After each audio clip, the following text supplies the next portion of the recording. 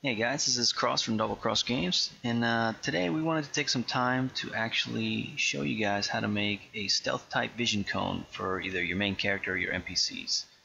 When we were doing this for our own game, we found that there's not a whole lot of tutorials that'll show you how to do this, so we went ahead and decided to make one for you.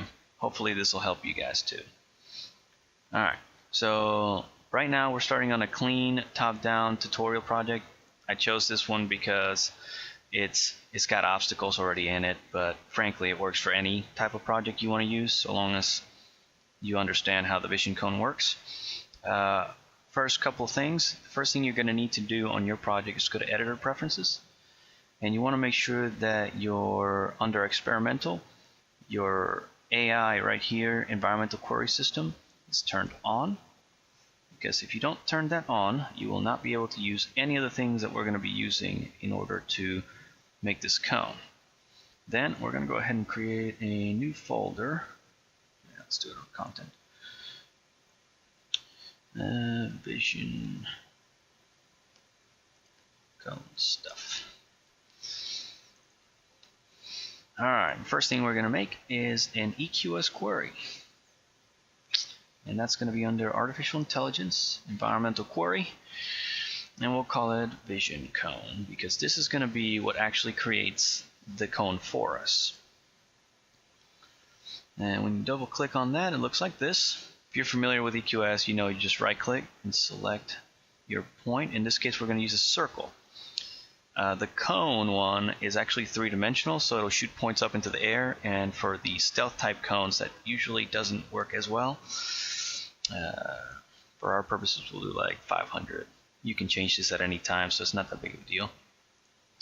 Then you can use space between or number of points for how you create your cone, but if you use space between, then you have to do angle math to get how many points you have at the end. So for our purposes, I'm just going to go ahead and do 50 points and set it to number of points. And then right here, see how it says between two contexts? You don't want that. You probably want to use rotation. You can use two contexts in the event that your pawn or your character doesn't actually rotate, so rotation won't work for you. And then this arc angle is actually going to be how wide your cone is, so we'll do 90 degrees. All these things can be changed later. It's not that big a deal. Under trace data, you want to use geometry. All the other ones just work kind of wonky. It won't work for what you want. We'll turn on trace complex, and it's very important that you uncheck this only blocking hits, because otherwise you won't get any points that aren't being hit by something. So when your vision cone isn't hitting anything, it'll just disappear. So back to our guy here. We'll go down to our blueprints where our top-down character is. And we truly, honestly don't need any of the stuff that's going to be in here, so we can just kill all this. Now this is going to take away our ability to have control over our character. So I'll just drag him around to show you guys what I'm doing. We'll need event begin play. So on event begin play, one thing that you're going to want to do is you want to set the size of at least one of your arrays right there, and you're going to need an event tick as well. Before we get into any of that, we want to go ahead and kill this spring arm and this camera. The cursor's not going to hurt anybody. But one thing you really will need is a procedural mesh. So add component, procedural mesh, and that's going to give us a procedural mesh. We'll call it vision cone. This is going to be the actual cone that we'll be creating. Okay. In order to create that, we're going to need a few points. So we'll add some variables. We'll need some site points. This is going to be a vector array. We're also going to need some vertices. And we're also going to need some triangles. And I'll explain what all these are in a moment. I just want to get all of my variables out of the way so that you guys can follow along a little bit better. And save, compile. Okay. So we know that we are going to have 50 points in our cone because we just set it over here. But our cone has an origin which is not depicted by our EQS query. So we are going to take this vertices array, which is going to become important later, and we're going to resize it.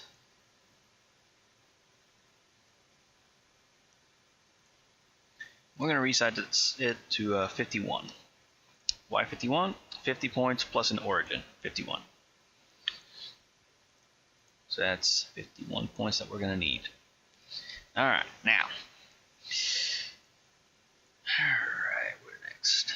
All right, so I should probably show you guys what this EQS query looks like real quick so that you understand what's going to happen. So I'm going to real quick make a testing pawn so you guys can actually see the points. If you've never done this before, you just go to all classes and type EQS, and it'll be the very bottom one right here, EQS testing pawn. My EQS testing pawn. Just make sure you name it something different than EQS testing pawn, because otherwise it'll get all messed up. Then once you just drop it on the stage. It works on the editor, so you don't have to do anything else other than in the details panel right here under EQS query template. You do vision cone. That's going to show you all the points that we're going to get. So as you can see, now let me also, if you notice that as you move it around, you see how you move it around, it doesn't move the query until you let go of it. There's a button here that says run only on finished move.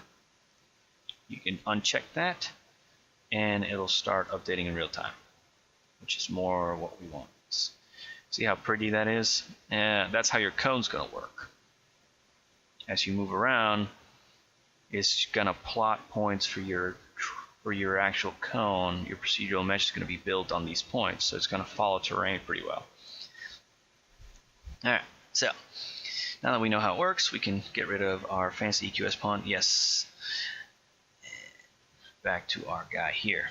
Alright, so first thing we want to do on event tick is we want to run EQS query. And up here, vision cone, our query here is going to be self.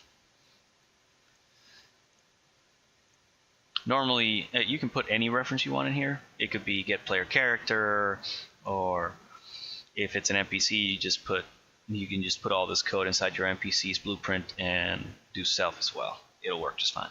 Make sure the run mode is all matching, otherwise you only get 1 point out of it. Then, out of the return value, you do bind event on query finished.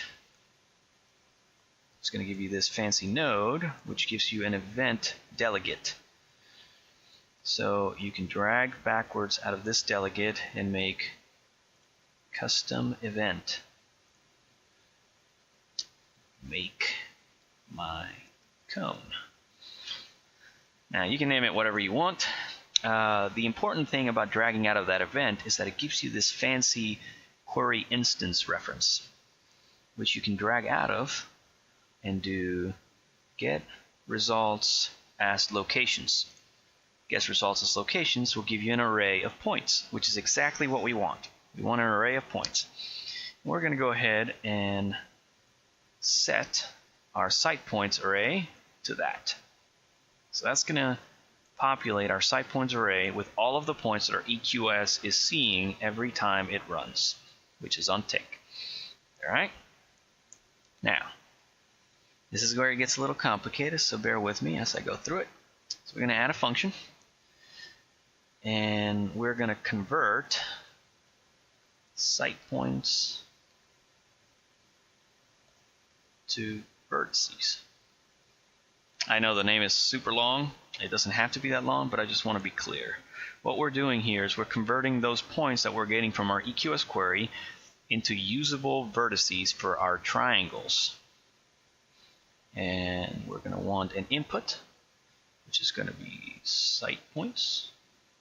And that is going to be, that's right, you guessed it, a vector array.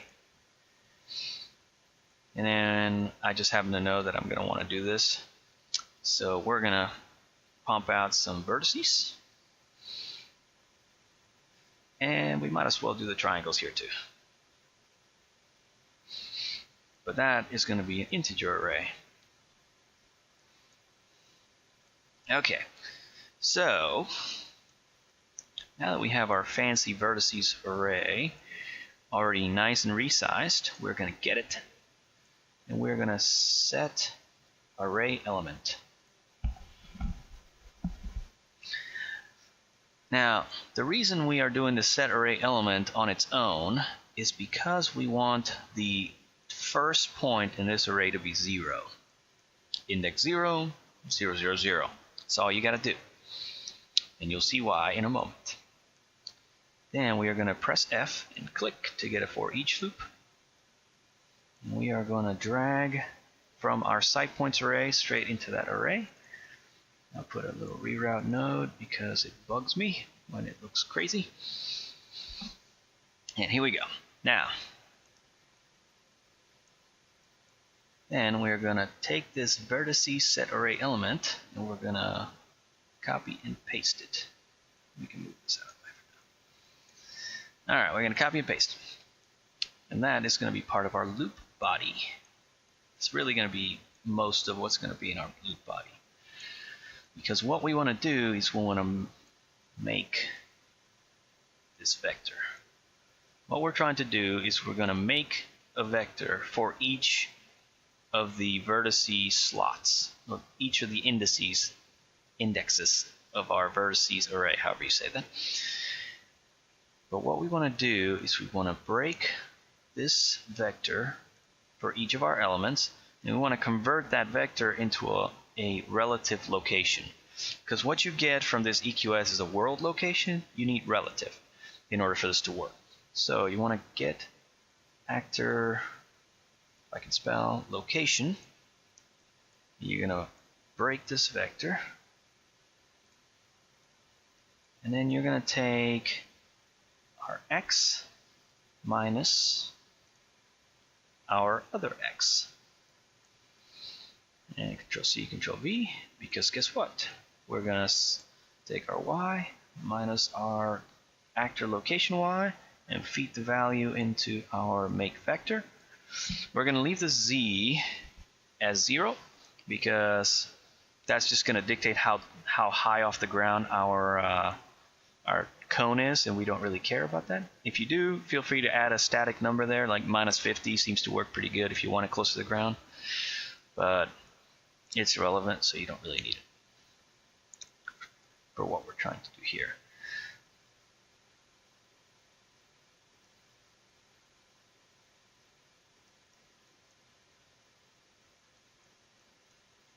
So now that we have our vertices, we need our triangles. Now, the way this works, this is where it gets a little complicated. You need 3 points in your triangles array for each vertice. So we have 51 vertices in our vertices array.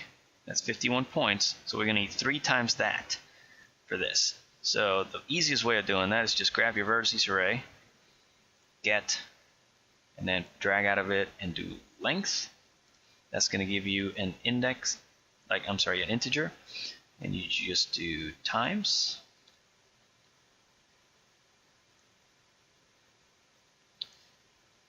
Three, and then you pull out of the triangles array and do resize.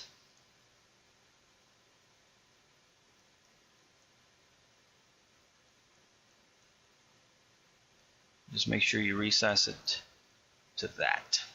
Alright, now you may have noticed that I went through the trouble of moving this a little bit.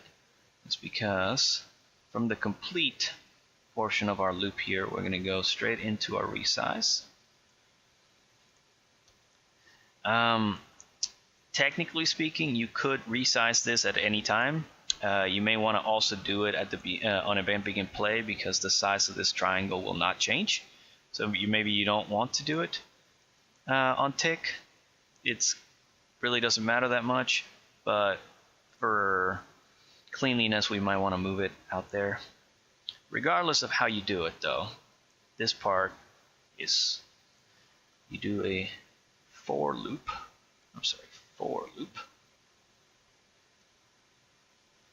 not for each, for. So you want it to look like so. And the first index is going to be 0, but the last index should be the last index of your triangles array, or in this case, vertices times 3. Okay? Now what we want to do here is we want to take the points of our vertices. That's what the triangles are. It tells you what vertices to take at what point while you're creating the segment. Alright, so you take your triangles, set array element. We're going to need 3 of these, okay? Excuse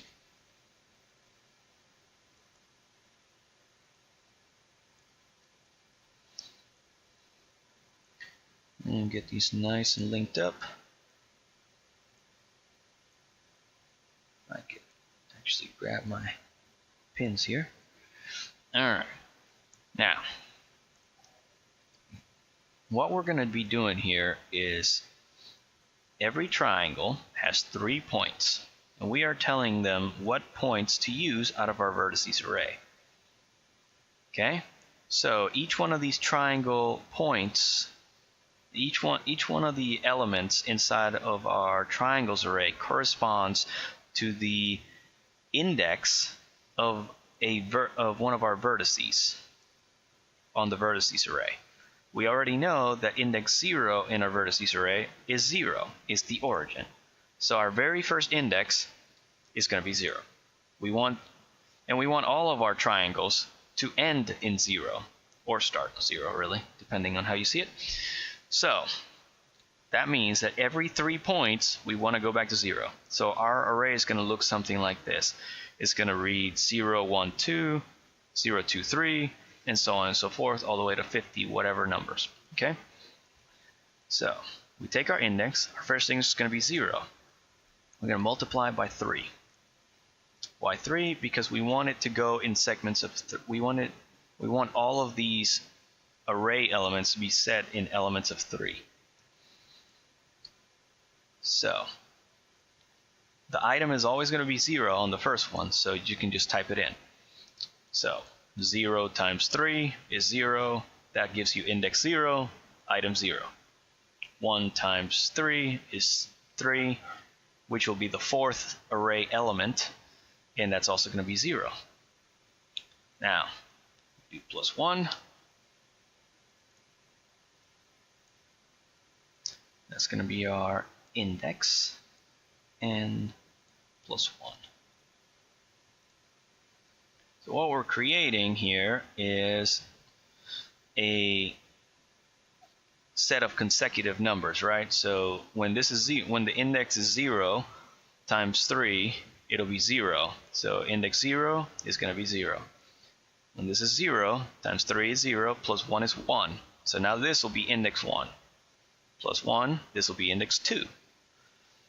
And so in the next iteration, this will be 1 times 3, which puts it at 3, plus 1 is 4, plus 1 is 5.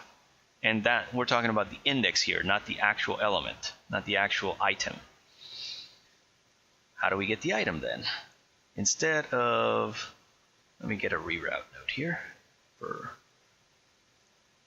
Alright, so for simplicity, we'll do it like this. So we want the item to grow by 1, and this one to grow by 1 as well. I'm sorry, by 2. So plus 1 plus 1. And that's it.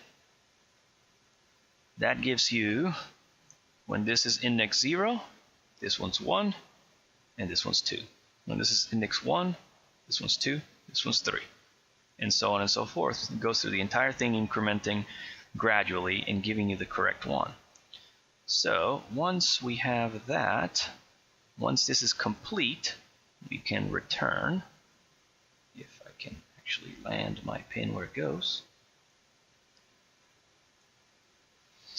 And then we want to feed vertices and triangles as a result. Save, compile. We go back to our event graph. We want to grab that fancy function we just made and put it right here next to our make cone event. Make sure you put the side points into the side points, and that gives you vertices and triangles. So what do we need next? Next we need to make the triangle, so we can just add another function. Make the cone. And we are going to need new parameter, new parameter. We'll try to keep it in the same order so it's not messy. Vertices, triangles. Okay, and then we'll do make, oh, I'm sorry. So the best, easiest way of doing this is to just grab your vision cone, drag it into the world here, and drag out of that vision cone and do create mesh section. That's going to give you this fancy create mesh section. And guess what? Our vertices plug into vertices, triangles plug into triangles. Then you pull out of the vision cone one more time, do set material. Now you can use any material you want. For troubleshooting purposes, we have found that double-sided materials work best, but since I don't have this, since I was starting a blank project, I didn't actually add anything special. So we'll just do like cube material or something simple. I hope that works. And the very last thing that you want to do, and this is going to fix a lot of problems for you. In fact, I'm going to show you what it does real quick. How about we drag our make cone function in there and actually hook it up. There we go. But it was only populating the one point. There it is. Unreal Man. Now what I was trying to show you guys is this is going to update just fine. He'll update as you drag it around and all that stuff. But if you try to rotate him, I'm sorry. If you try to rotate him,